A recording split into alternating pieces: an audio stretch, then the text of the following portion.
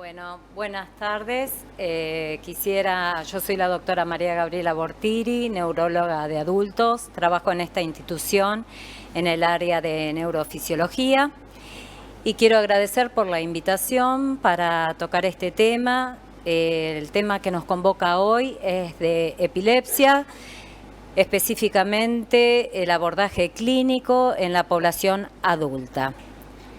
Por una cuestión de tiempo, dado que esto es realmente enorme, lo que es un abordaje clínico de epilepsia, y lo acotado del tiempo que dispongo, voy a hablar solo de 3 ítems. 1, de la definición de crisis epilépticas y de epilepsia. 2, de la clasificación actual. Y 3, de lo que son las epilepsias resistentes a los fármacos antiepilépticos, para después poder quizás ver algunos casos clínicos. Bueno, la definición de crisis epiléptica es la de siempre. Consiste en la aparición súbita de signos y o síntomas producidos por una actividad neuronal anormal, excesiva e hipersincrónica. En cuanto a la epilepsia, consiste en la predisposición perdurable en el tiempo a generar crisis epilépticas con consecuencias neurobiológicas, cognitivas, psicológicas y sociales. En la última definición operacional hay 3 conceptos. En el primero, todos estamos de acuerdo que cuando hay 2 crisis no provocadas por más de 24 horas de duración entre una y otra, el paciente podemos decir que tiene epilepsia. En cuanto al segundo y al tercer punto, es más difícil, puesto que estamos ante un paciente que tiene una crisis epiléptica y la probabilidad de padecer otra en un 60% o más en el lapso de los 10 años subsiguientes. O bien tenemos una crisis epiléptica y con la clínica, con la etiología, ya podemos hacer diagnóstico de un síndrome epiléptico que va a tener posibilidad de recurrencia mayor a un 60%. En estos casos estamos habilitados a poder charlar con el paciente y su familia la probabilidad de empezar con un tratamiento antiepiléptico. Bueno, vemos acá el reporte especial de la Liga Internacional contra la Epilepsia con la nueva clasificación y terminología. Es un artículo publicado en la revista Epilepsia del 2016. Y tenemos acá la clásica descripción por imágenes de la clasificación que finalmente está en uso desde el 2017. Voy a adelantarme un poquito. Esto yo lo tomé precisamente para los neurólogos de mi edad, que estamos acostumbrados a hablar con la clasificación de 1981. Entonces nosotros hablamos de crisis o bien generalizada o bien parciales cuando empezaban en un hemisferio. Hoy en día tenemos que tratar de acostumbrarnos para hablar entre nosotros y con los pacientes en crisis focales y generalizadas. Es decir, que un paciente, por ejemplo, que con una epilepsia del lóbulo temporal, que antes hablábamos de crisis parcial compleja y que luego tenía una convulsión y decíamos que evolucionaba tónico-clónica generalizada, hoy en día tenemos que decir que es una crisis focal con compromiso de la conciencia y que evoluciona a tónico-clónica bilateral. Bueno, esto es nada más que para tener en cuenta a la hora de hablar, porque habitualmente tendemos a repetir los conceptos de tantos años, ¿no? A su vez, la clasificación le da mucha importancia a si es motora o no motora y al nivel de conciencia. Pero no voy a interiorizarme en cada uno de estos ítems, les voy a simplemente dejar los power, puesto que en el interrogatorio, en la anamnesis, vamos a tener que buscar cada uno de estos síntomas. Cuando es motor, bueno, ya vimos, y cuando no es motor puede haber síntomas cognitivos, emocionales, automatismos, síntomas autonómicos o sensoriales, que tenemos que a veces ir a buscarlos despacio, con tranquilidad, puesto que el paciente puede decir, sí, me doy cuenta que viene la crisis por un mareo, pero no sabe poner en palabras qué es ese mareo, ¿no? O nombra, no encuentra, a lo mejor cuando es una alteración en la percepción o algo cognitivo, la palabra exacta para poder definir cuál es lo que le avisa que le va a venir una convulsión. Y es importante tenerlo en cuenta, puesto que hay síntomas que nos van a ayudar a localizar en una determinada red neuronal de algún lóbulo o a lateralizar en el hemisferio dominante o no dominante. Acá tenemos diferentes signos y síntomas, localizadores y lateralizadores. Y voy a ir directamente a la definición de epilepsia resistente a drogas antiepilépticas. Les dejo los artículos, la definición en inglés, pasaré a la definición en castellano.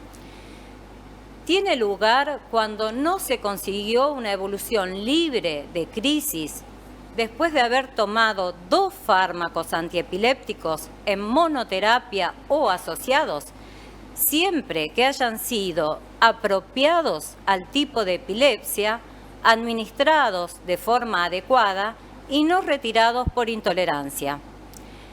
Se denomina evolución libre de crisis a la ausencia de cualquier tipo de crisis durante un periodo mínimo superior a 3 veces al tiempo de crisis en el año previo al tratamiento, o bien durante un año o el mayor de esos tiempos.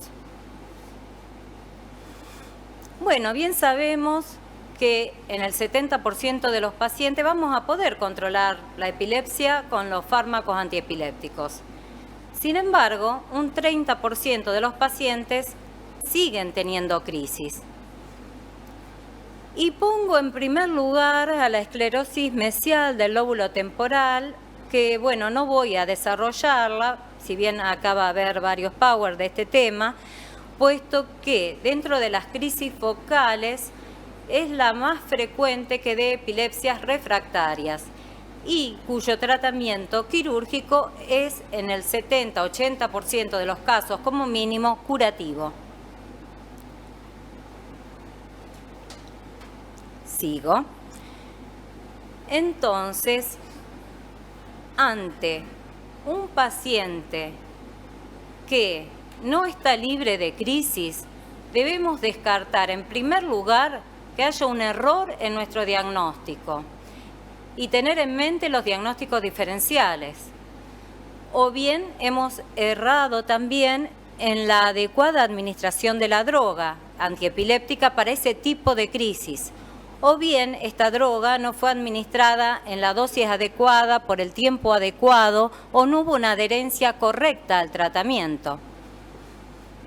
Cuando existe este problema, que el paciente no está libre de crisis, la prueba básica para poder decir si es un evento epiléptico o no lo es el monitoreo videoelectroencefalográfico. Esto es muy importante porque en los centros en donde se hace cirugía de epilepsia y se deriva a los pacientes resistentes a drogas, un 30% o un 25% de los pacientes terminan teniendo otro diagnóstico, con las consecuencias que esto implica, a lo mejor años de estar tomando medicación o varias medicaciones con los efectos indeseables y que esto implica, y el diagnóstico finalmente era otro. Por otro lado, hay que en los pacientes que realmente tienen una epilepsia que puede ser de resorte quirúrgico y quedar libre de crisis, también es una pérdida de tiempo el no hacer una derivación temprana a un centro para poder definir si ese paciente tiene chances de una cirugía. Bueno, todo esto por supuesto lo voy a pasar por razones de tiempo, lo que es el desarrollo de la epilepsia mesial del lóbulo temporal, lo mismo que la sensibilidad de un electroencefalograma de superficie, Acá hay que tener en cuenta que un primer electro en un paciente adulto, en una crisis focal, a veces es positivo nada más que en un 30%. O sea que tenemos que hacerlo con deprivación de sueño, hacerlo prolongado, hacer las maniobras de activación y muchas veces al repetirlo podemos llegar a un 90% de positividad en el electro prolongado de scalp. Y finalmente, en los pacientes realmente que son resistentes a las drogas antiepilépticas, hay que lograr llegar al área epileptogénica, es decir, al área suficiente y necesaria en donde se inician las crisis epilépticas del paciente y cuya remoción implicaría una libertad de crisis. Ya es bien sabido por estudios desde hace más de 20 años que en la epilepsia del lóbulo temporal mesial la cirugía refractaria, ¿no? La cirugía es muy superior al tratamiento médico y que en estos pacientes hasta un 70, un 80% de los pacientes terminan estando sin crisis después de la cirugía. También en otros tipos de epilepsias temporales, ya sea lesionales o no lesionales, y tener en cuenta también la hemiferectomía funcional en los casos de síndromes hemisféricos. Bueno, volviendo a repetir, la cirugía de la epilepsia ha demostrado ser más eficaz que continuar con el tratamiento médico en cuanto a pacientes libres de crisis y calidad de vida. Y en todo paciente resistente a los fármacos es primordial comenzar el estudio con un videoelectroencefalograma para definir si son crisis epilépticas o no lo son, y si lo son, si son candidatos a una cirugía o no. Hola, buenas tardes. Bueno, mi nombre es María Laura Paz. Yo pertenezco también al servicio de neurofisiología junto con la doctora Bortiri, que acaba de hablar. Bueno, un poco era continuar con el tema de lo que es la epilepsia refractaria y lo que había nombrado la doctora también de los estudios que se realizan para llegar al diagnóstico de este tipo de epilepsia. Entonces, mi idea es presentarles un poco lo que es una videoelectroencefalografía, la cual se define como un monitoreo de forma prolongada, donde se realiza el registro continuo del comportamiento del paciente y de la actividad del electroencefalograma de manera simultánea, y el objetivo de este estudio es poder analizar la actividad intercrítica del paciente que encontramos entre las crisis convulsivas y establecer también una correlación eléctrica y clínica cuando captamos una crisis en el momento del registro. ¿Cuándo vamos a pedir el videoelectroencefalograma prolongado? Bueno, lo hacemos para hacer el diagnóstico diferencial entre lo que son los eventos paroxísticos epilépticos y no epilépticos, que es un poco lo que venía comentando la doctora Bortiri. También hacemos este tipo de estudios para identificar la zona quirúrgica, identificar la zona epileptógena para la realización de cirugía y tratamiento quirúrgico de la epilepsia. También lo utilizamos para clasificar e identificar el tipo de crisis o el síndrome epiléptico que presenta el paciente, o para hacer una evaluación cuantitativa del control de las crisis que tiene el paciente en el transcurso del tiempo que hacemos el registro.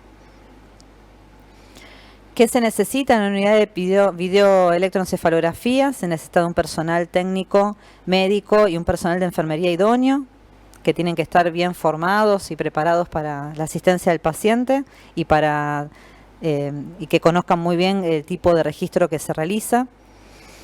El personal técnico se encarga básicamente de la colocación de los electrodos, ingresar los datos del paciente y, como decía antes, el control técnico del registro y del video, aparte de asistir al paciente en el caso que presente una crisis.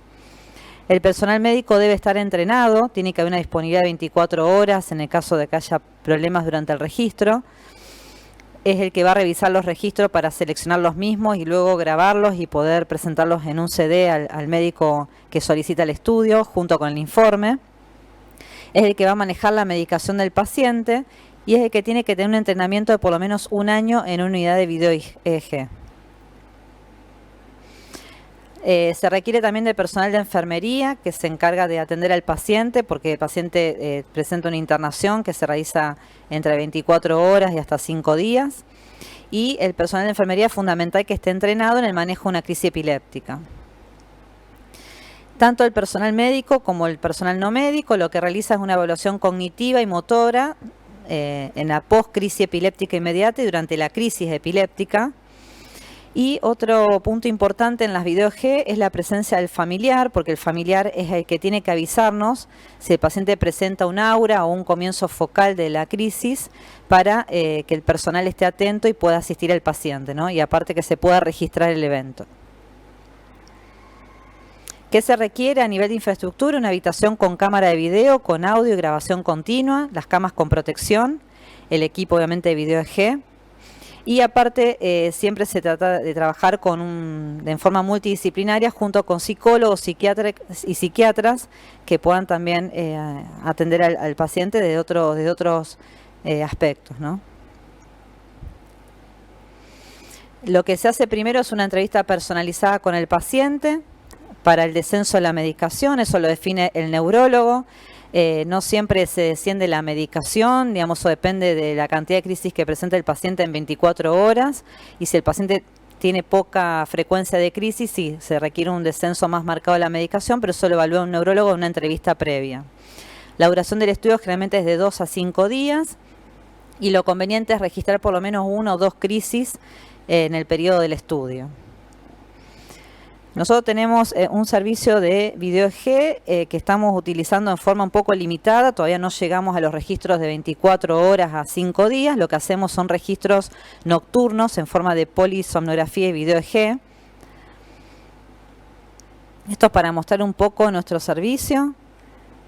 Contamos con la cámara, digamos, para filmación, contamos con la habitación privada para el paciente, las camas preparadas con protección lateral, con las barreras laterales, baño privado y todo preparado para poder hacer el registro. Tenemos el lugar de comando donde se encuentran los técnicos. Contamos en total con 3 equipos. Es uno de los equipos que tiene la capacidad de realizar video-EEG porque tiene la filmación y nos puede conectar y mostrar en forma simultánea la filmación con el registro de electroencefalografía. Esto es un ejemplo de un paciente que fue registrado durante la noche. Entonces hacemos la filmación del paciente en la cama. Lo ideal es que el paciente esté lo más destapado posible para que se pueda visualizar cualquier movimiento que presente durante la noche. Y el registro simultáneo del electroencefalograma.